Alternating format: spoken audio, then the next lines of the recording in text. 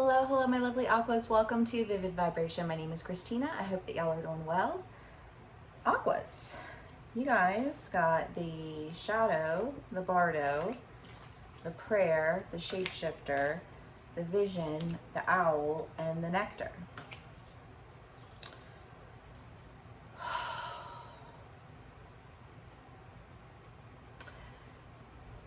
The story that comes to my mind right now is the story of Paul the Apostle. He was always my favorite in the Bible. I don't know why. Because he was on some shit always, just steady calling people on some shit.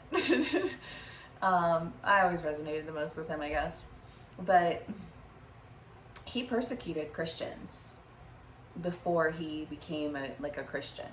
And then he basically persecuted Christians again, but in like a more positive context. Instead of, killing them, he was, holding them accountable and calling them out on their shit, because everybody wanted to be, it was like the Ephesians all were like, oh, well, the world's gonna end and God's gonna come take us, so we're just gonna chill. You know what I mean? And he was like, the fuck are you doing? That's kind of what this energy feels like, you know what I mean? How so? In this sense of the transition of Paul from persecuting them, to death to, holding them accountable. Just, he stayed steady in his role of, somebody who was holding an accountability, but it shifted, right? I don't know if you are in this energy or if you're dealing with somebody in this energy or if you're who you are in this story. But basically it feels like there's an idea here of really having an understanding of, why, well, to go back to Paul, the zealot that he was, it's just this idea of, well, you can be a zealot, but you can be a zealot for all the wrong things. And it's, I almost feel like that's my gift. Whoever I'm dealing with here, and I know some Aquas that have some Leo in their charts too. So, and those Aquas are orators. They walk into the room, they fucking command the attention.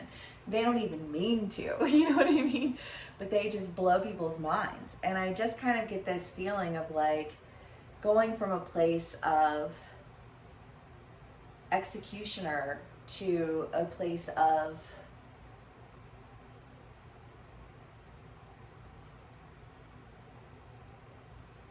I don't know, demanding respect, demanding attention, demanding that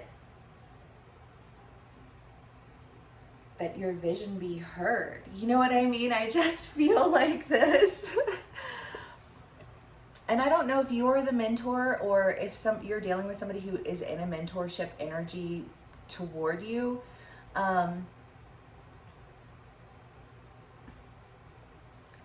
I mean, it could very well be that it's both, because sometimes we, we have to have somebody kind of push us along the way, so that we can stand in our own power, so that we can guide others the way that we were guided. You know what I mean? It's the idea of paying it forward, that's the whole point.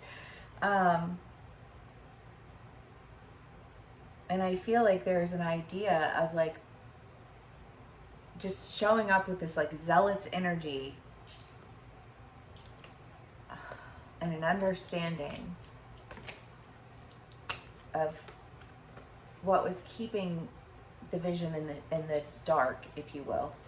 And I feel like this, because it was almost like a political, a rally, which, given the times, I'm sure there are lots of people out there rallying for all of their politics that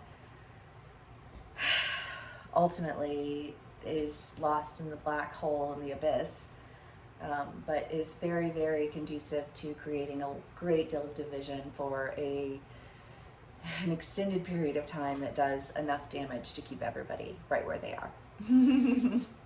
That's how I feel about that. But yeah, I mean, I just kind of feel like this sense of being a zealot, but being a zealot on behalf of something that actually, I don't know, I just feel like impacts change, right? Because Paul going around killing everybody wasn't impacting any change. But when he shifted his focus, when he shifted his gears, he showed up as a zealot for, you know, like a passion for love, you know, and if there are people who are passionate about things that they're doing, you know, like they're acting from a place of love. And I feel like you're acting from a place of love. And I love that, Aquas. Okay. Let's do clarifiers. Let's see what else we get for y'all. 10 of Cups.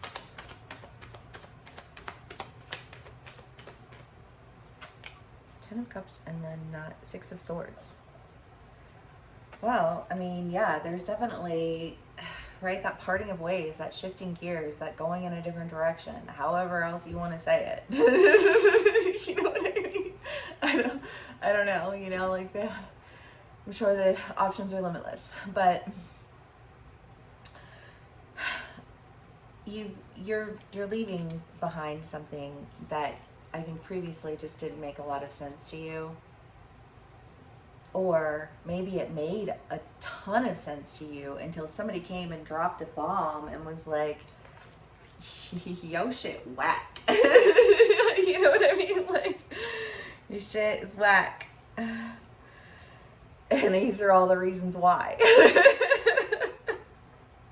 You know what I mean? And these are all the reasons I'm going in a different direction.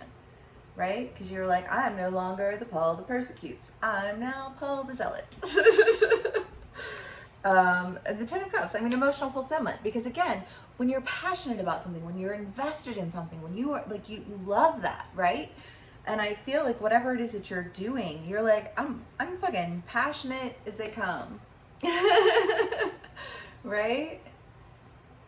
And I know what I need to do and who I need to be. And I know that that's going to require me to show up completely differently than I have been showing up before. Because, oh my God.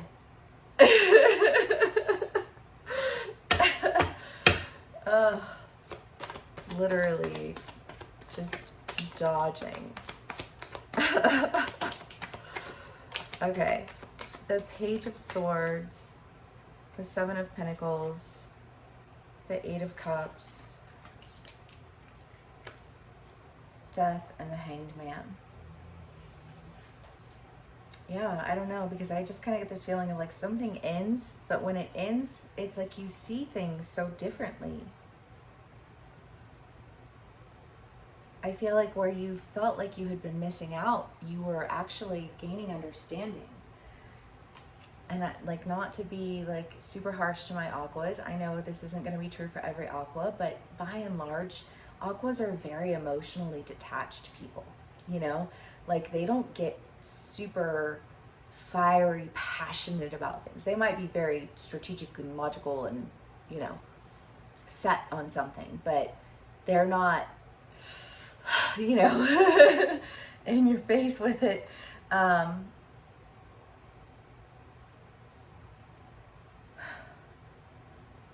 But because you react the way you react, you're able to take a more detached approach to things a lot of times. And so while you may be dead set that one thing has to be one certain way, you also have a general caring for the greater good of humanity. You're not the type of person who's going to say, you know, like, I hope you starve. You're the type of person who's going to say, I don't want you to eat at my table, but that doesn't mean I don't want you to eat. And I think that that's been something that you've been figuring out about yourself. Because there's a very big distinction between people who don't want people to eat and people who just don't want you at their table. And I feel like for a lot of y'all, there's been this idea of, I don't want you to eat. The Paul that persecutes. You deserve to be punished. There's an element of judgment that feels very aggressive. You know, but the reality of it is that if you come at somebody with that level of aggression,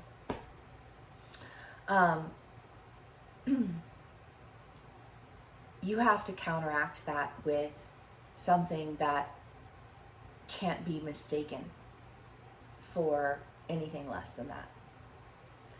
And if you've been manipulative, then you better not come in a way that feels manipulative in any way, shape, or form. You know what I mean? Like I feel like there have been lines that have been drawn. You know what I mean? And it's just like, absolutely not. And I think that it's causing you to see things a little bit differently. You know, again, that transition, that, you know, the middle of the road, tripping balls, having visions, you know what I mean? Like, seeing things differently. I don't know, Aquas. I don't know where this shift occurs or how it occurs, because it feels like it's something that you've been undergoing for a hot minute, you know? But I think that it's almost like those pieces are clicking together. Like, it's all making sense. Like the fractured mirrors, the light shines just right, and you're like, oh fuck, you know, let me not be the Paul who persecutes.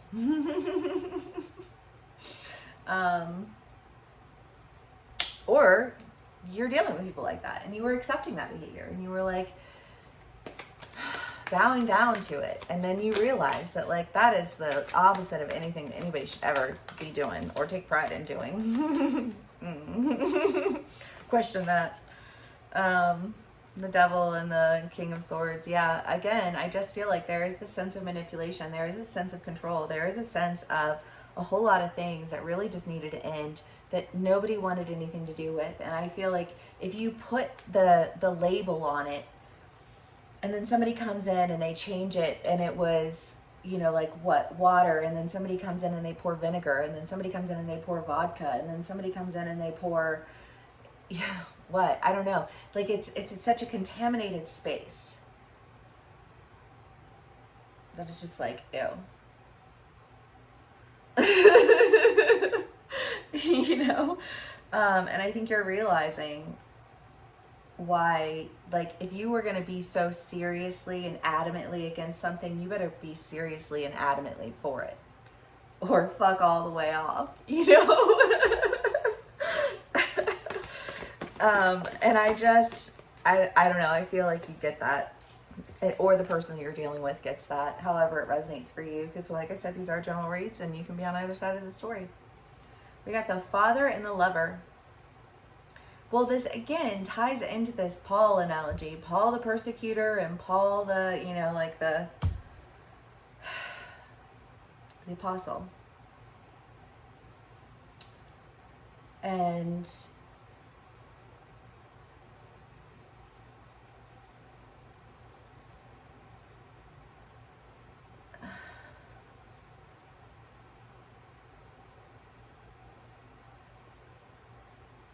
I don't know, I think of a mother's love. And I think, you know, like, I look at my boys and the only thing I can see is all of their potential and all of their beauty. And I know that they're not perfect, and I would never expect perfection of them. But if my son is a zealot for the wrong thing, I can still honor and love him for being having a zealot spirit, for being somebody who cares enough, even if you carried in the wrong direction for too long. You know what I mean? I just kind of feel like this, things just look really different. But I'm glad that they do, because it's time for things to change. You know, enough already, for the love of all that is holy in this godforsaken fucking world. You know what I mean? Oh my God, y'all. I've been feeling the fire though. I'm not even gonna lie. It has been present. All right, y'all, if this does resonate with you, please do give me a like, share, and subscribe, and I will see y'all again soon. Bye.